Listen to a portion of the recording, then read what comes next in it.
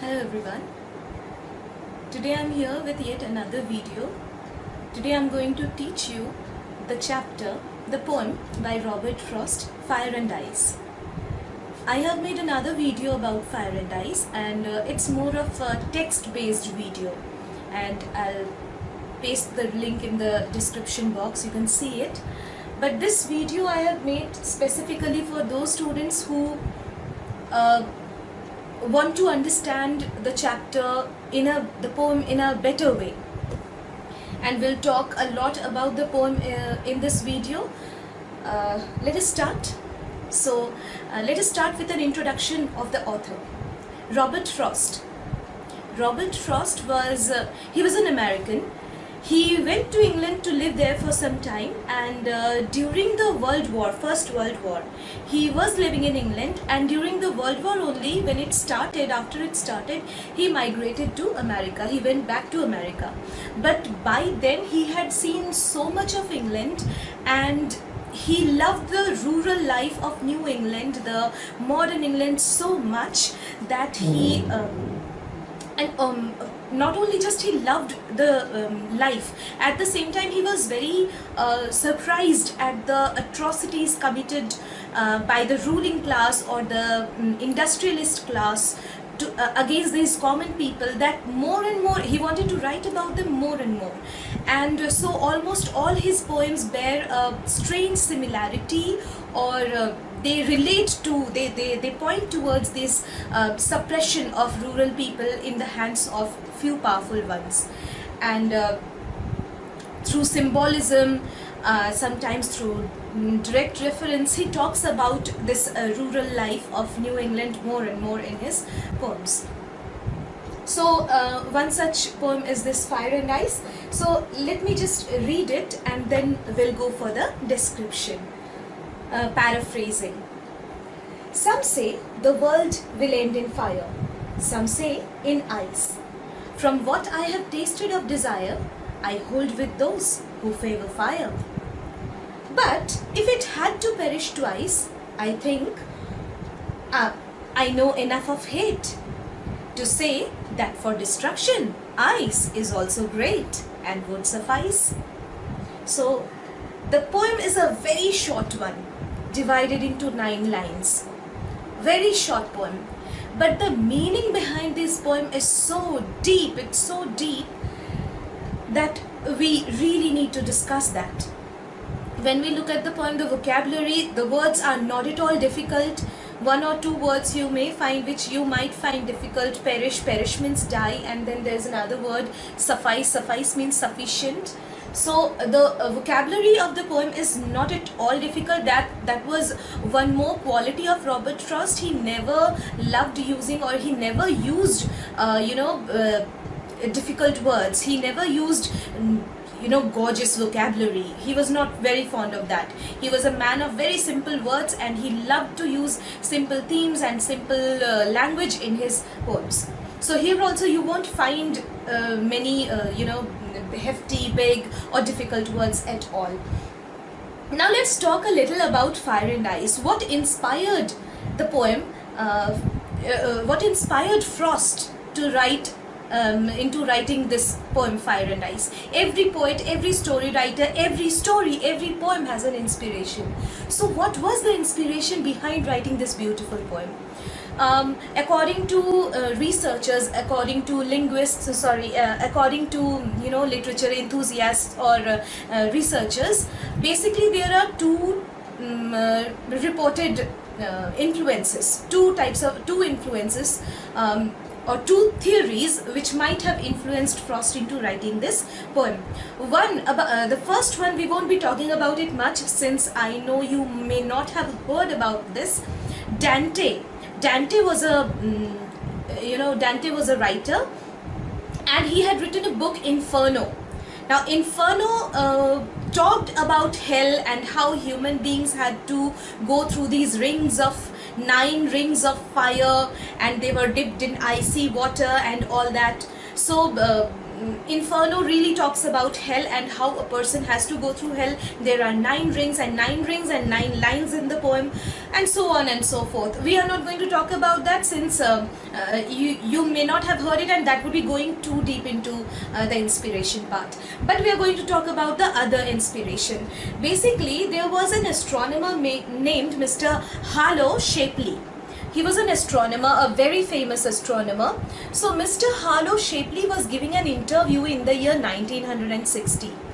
Now, Frost has not said this, but Mr. Shapley has said this. So Mr. Shapley, when he was giving an interview in the year 1960, he happened to mention that Mr. Frost had met Mr. Shapley 1 or 2 years before the publication of this poem, Fire and Ice. Fire and Ice was published in the year 1920.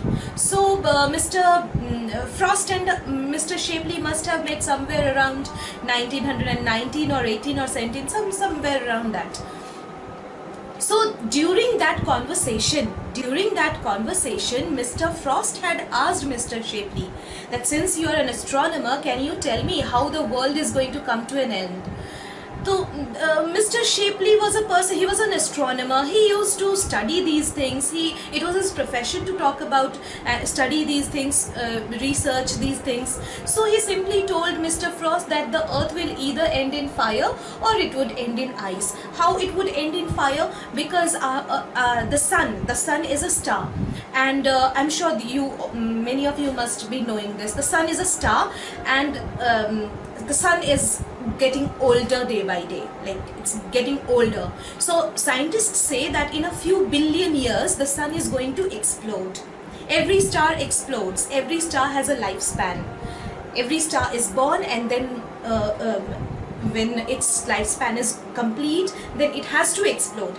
In the same way, the sun will also explode in a few billion years, and when it explodes, the nearby planets are going to get burnt, incinerated. They are going to get burnt because of the heat or the fire that is generated, that would be generated by this explosion. So either the earth would completely burn because of the explosion of the sun, the earth would get, incinerated, it would get burned, it would get destroyed. Or if the earth escapes this fate, if this earth does not get burnt, if the sun explodes and somehow the earth is safe, then also what would be the next possible way the earth would come to an end? Slowly the earth would start freezing. Why? There won't be any sun. There won't be any sun, there won't be any gravitational pull of the sun, there won't be an orbit, and the sun and the earth would, wander in the space, and it may freeze. Slowly it may start freezing, and then life would disappear from the planet, and earth would be a dead planet in no time. So these are the two possible ways Mr. Shapley had told Mr. Frost that the earth would come to an end, by fire or by ice. So we believe, or researchers, they believe that Frost must have used this story, or Frost must have used this conversation with Mr. Shapley and churned it. He must have used it to write this poem, Fire and Ice. Okay, now let us try to understand what is actually the summary of the poem. So we have had a reading of the poem already. Let us go towards the detailed paraphrasing. Some say the world will end in fire, some say in ice. Here, by some, actually actually Frost means to say some scientists, astronomers, or people of the world. There are people in the world, there are scientists, there are astronomers who believe that the world will end in fire. What kind of fire? How will the world end in fire? When the sun explodes, it would burn our planet. So that would be the end of our planet. Some say in ice. So how will our planet end in ice? It would end in ice when if the sun explodes, and then there would be no sun to provide warmth to our planet, and slowly the life would disappear and the earth would freeze. It would be a dead planet. Okay, so some say the world will end in fire, some say in ice. Some means people of the world, scientists, researchers, astronomers, people who study the planet, or those kind of stuff. From what I have tasted of desire, I hold with those who favor fire. Now, in the beginning 2 lines, he talks about the people, what people think. He is not expressing his own thoughts. In the first 2 lines, he is just telling what people think. Now, in the third and fourth line, he simply says that what I have tasted of desire, from what I have tasted of desire. Here tasted does not mean he is tasting it. Here tasted means whatever he has understood about desire, as whatever he has known about desire, as whatever he has observed, as much, however much he has observed desire, he can say he supports those, he holds with those, he supports those people. Hold with those means support those people. He agrees with those people who say that the world will end in fire. Who favor fire means those who say that the world would end in fire. People say the world would end in fire, that's a different kind of fire. But the narrator says that I have known enough of desire to say that the world will end in fire, because desire, human desire, unchecked, unbridled, uncontrolled human desire is also like fire. Just as fire consumes everything in its path, it does not leave even a speck of dirt. Fire consumes everything. In the same way, desire also consumes everything. It consumes everything that is there. Okay, every desire of human heart, if it is not controlled, if it is not checked, then it would consume your soul completely, and it would force you to take extreme measures to achieve things, to possess things. What are desires? Desires are the passionate, ardent desire to possess. Man's biggest desire is to possess. Man wants to possess wealth. Man wants to possess money. Wealth, money, it's the same. Man wants to possess property. Sometimes man wants to possess another person, and hence, if this passionate desire is not controlled, in order to acquire more and more wealth, in order to possess more and more wealth, we have seen examples around all of us. We have seen examples or situations in the society where a brother has killed another brother because they had some land dispute, or children have killed their own parents because parents were not handing over the property to the children.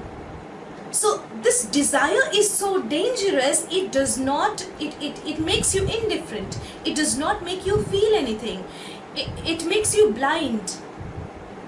Okay, it makes you completely blind, and it can make a man kill. It can make a man kill. Just imagine what countries who desire can make the countries do. Right?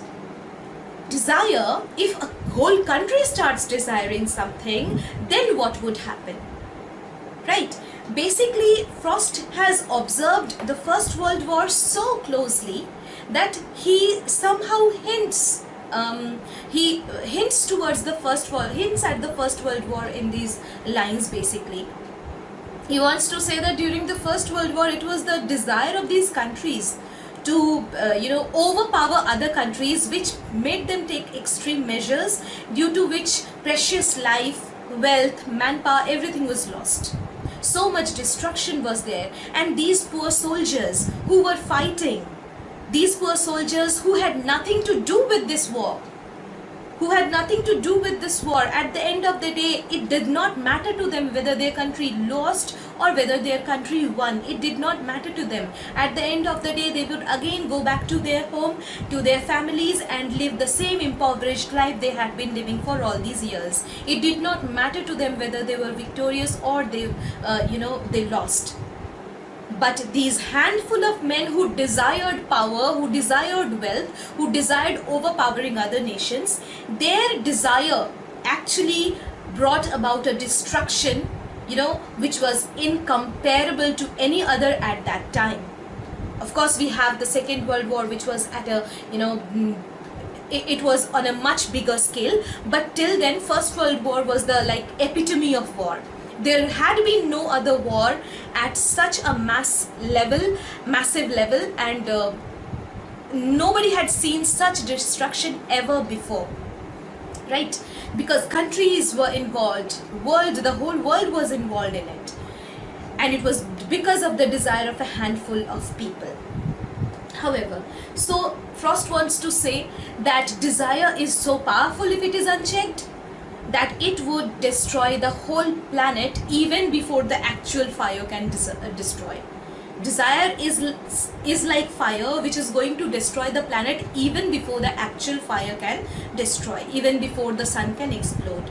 So whatever I have observed of desire, whatever I have understood or known of desire, I can say that yes, it's fire. It's fire that is going to destroy the planet. What kind of fire? The fire that burns in human heart when there is ardent desire to, possess something. However, so I hope you understood these 4 lines. Let us go to the other lines. But if it had to perish twice, I think I know enough of hate to say that for destruction ice is also great and would suffice. So he wants to say that if it had to perish twice, if we had a second option, if the world had a second option to die twice, if we were asked for a second option to choose, so I think I know enough about hate to say that yes, ice is also great for the destruction of the planet. Ice is also great. It's actually a very ironical statement that ice is also great for destruction. When we talk about destruction, we don't say that yes, this is great for destruction, so completely opposite. When something is made for destruction, it cannot be great. But here Frost has said ice is great for destruction. However, so he says that he knows enough of hate to say that ice will also be great for the destruction of the planet. Now, he is comparing hatred and ice. Earlier he had compared desire and fire. Now he is comparing hatred and ice. How? Because ice is the symbol of, ice freezes everything. It's the symbol of non-existence of life. Wherever there is ice, there is no greenery, there is no existence of life. Ice freezes everything. It does not allow life to grow, and slowly everything comes to a standstill. In the same way, when there is hatred in human heart, all the emotions and all the feelings, they all freeze. Emotions don't grow. You start becoming indifferent towards others. And when you don't feel for others, when you don't have any compassionate feeling for others, when you can't feel the problems of others, what happens? You start hating them, or you are jealous of them. What happens? If it is unchecked, this jealousy, this hatred, if it is unchecked, if you can't control it, what happens? It escalates. It escalates, and it can force you, cause harm to the other person. And when you just concentrate, when you hate someone, you concentrate more and more on harming the other person whom you hate. And in the course of thinking about how to harm the other person, you don't think about yourself. You don't think of self-development. And when you don't think of self-development, what happens? Your own development goes down. You actually start degrading. It's not just the degradation of the person whom you are trying to harm, it's your degradation as well. You're not able to, when you hate someone so much and constantly think of ways to harm that person, you don't think of your improvement. And hence what happens? You start degrading. Your studies, your grades start going down, your health starts going down, mentally you're always exhausted, and it takes a toll on your physical health as well. This is what hatred does to a human being. Okay, and suppose a country starts hating another country. Suppose a handful of people or many people at the same time start hating another community, whole community starts hating another community, what would happen?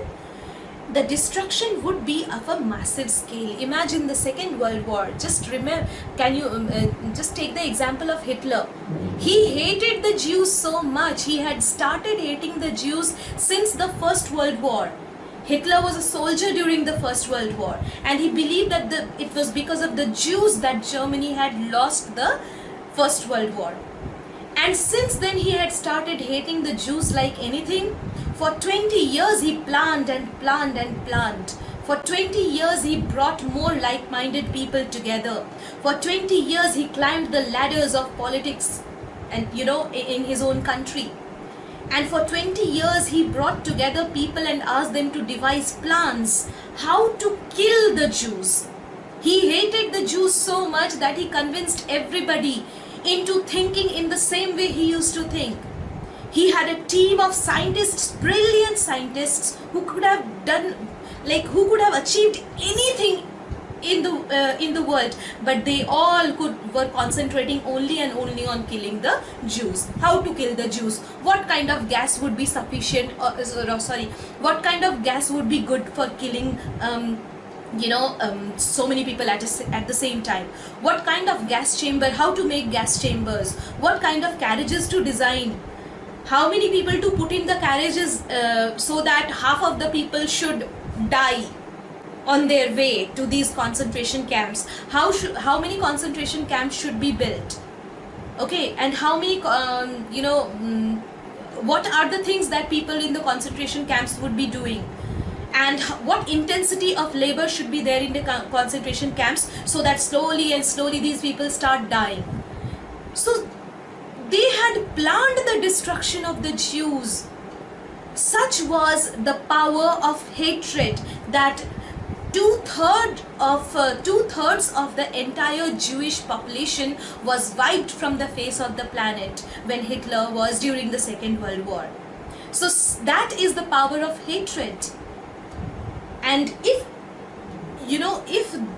there was just one person like Hitler, imagine if there were 10 Hitlers, what would have happened of the world? What would have happened to the world? And what if Hitler were successful in killing all the Jews? Do you think he would have stopped there? No. After that he would have developed hatred for some other community, and then for some other community. It wouldn't have stopped. It wouldn't have stopped him, because it's like overpowering. His feelings, they were all frozen. And so that is why our poet also says here that hatred, jealousy, envy, it's like completely it's like ice. It freezes your heart. And that is why when we hate someone, or when somebody hates someone, person number A hates person number B, person number A wants to kill person number B, person number A plans. He plans for days, he plans for months, he plans, and then finally he ends up killing. And it is called cold-blooded murder. Cold-blooded murder, it is called only because he has committed the crime out of hatred. Okay, cold-blooded murder related to ice. Why? Because his heart was so frozen because of hatred that he couldn't develop any empathy, emotions, compassionate feeling towards the person he was going to kill. So this is what would happen to the planet. These are the powers of our feelings if they go unchecked. Desire is not something bad, but desiring for something good, desiring for something positive is very good. We all are human beings. We are allowed to desire something. We are allowed to want something. But when this desire, goes beyond the limit. If you desire for something negative, if you desire for something harmful, if you desire, like last year only I had heard that a boy wanted to play PUBG so much that he killed his own father because the father was scolding him. The father repeatedly used to scold him. Why do you play PUBG all the time? So such was his desire to play PUBG that he killed his own father. And it's true, what I'm telling you, it's absolutely true. It's not something that I'm making up. So this is what happens when you let your desires go uncontrolled. Human feelings are so powerful. If you keep them in check, then they are very good. They are actually useful. They are actually helpful. They can bring about a positive development in you, in people around you, in the society. But if they go unchecked, especially negative desire, then it brings about destruction and doom. In the same way, if you start hating someone, And in time, if you realize that this hatred is killing me inside, I'm not being able to harm that person, but I'm harming myself, and you stop doing that, you start concentrating on yourself, that's actually good. You controlled your emotions. But if you cannot control your emotions, with time what happens? It takes a toll on your own physical and mental health, because you start degrading, and all you think constantly, all you can think and think and think is how to harm the other person. Okay, and so ice can also destroy the planet. This is what Frost says. What kind of ice, according to Frost, will destroy the planet? Hatred. Hatred would destroy the planet. So Frost basically wants to say that either desire or hatred, these two things would destroy the planet. Because desire is like fire, which would consume everything, and hatred is like ice, which would freeze all emotions, all feelings, and hence people of the world will die fighting with each other, either out of hatred or with this powerful, with this powerful desire of overpowering other people or other countries. There is a lot of alliteration in this poem as well, lot of alliteration. Some say the S sound has been repeated. Some say the world will, world will, alliteration. Then I hold with those, hold those, O sound has been repeated, alliteration. Who favor fire, fire, F sound has been repeated. And then in the fifth line, but if it had to, if E sound has been repeated, if it. So these are the examples of alliteration from the poem. We'll talk about enjambment. Now what's enjambment? Enjambment means when a sentence, it does not end with the end of the line, but it continues to the next line. That's called enjambment. But there is a limitation of enjambment. Enjambment takes place when there is no punctuation. Okay, if a sentence is not complete by the end of the line and the writer gives a punctuation, that's not enjambment. But if the writer starts writing the line and then he moves to the next line without giving any punctuation, that's enjambment. So this poem is also, there are lots of lines which use this device of enjambment. Some say the world will end in fire, the first line, third line, then the sixth line, seventh line, eighth line, they all have enjambment because the sentences do not end over there, and sentence continues to the next line, and there is no punctuation. Through this poem, Frost has raised a very important question. What would happen to the world if our desires, if our feelings, our emotions are, if they run amok? If feelings are let to run amok, if they are let to run wildly, freely, what would happen to the planet? Hence, human desire, human feelings, human hatred needs to be controlled. In order to establish a peaceful world, in order to establish a world where in order to make the world a better place to live in, we should and we must bring our feelings, our desires, our passion, everything in control. And only that is the way to make our planet a little better. This is the message. If you say what is the message of the poem, so this is the message of the poem. That the poet tries to tell us that if we allow our desires, if we allow our feelings go uncontrolled, then Earth, our planet, we all would face doom. We all would face destruction. And so, to have a peaceful existence on this planet, we must control our desires, we must control our feelings, we must control the hatred that we have, the jealousy, the envy that we have for others. And only then we would be successful in making the Earth a better planet.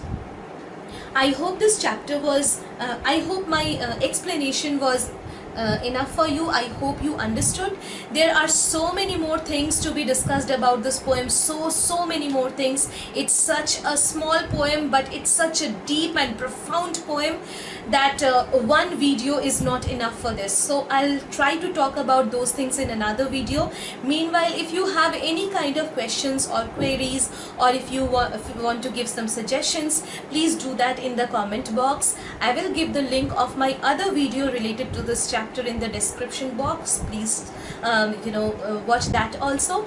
And if you find this video useful, please like it and subscribe to my channel. Thank you all of you, and please take good care of yourselves.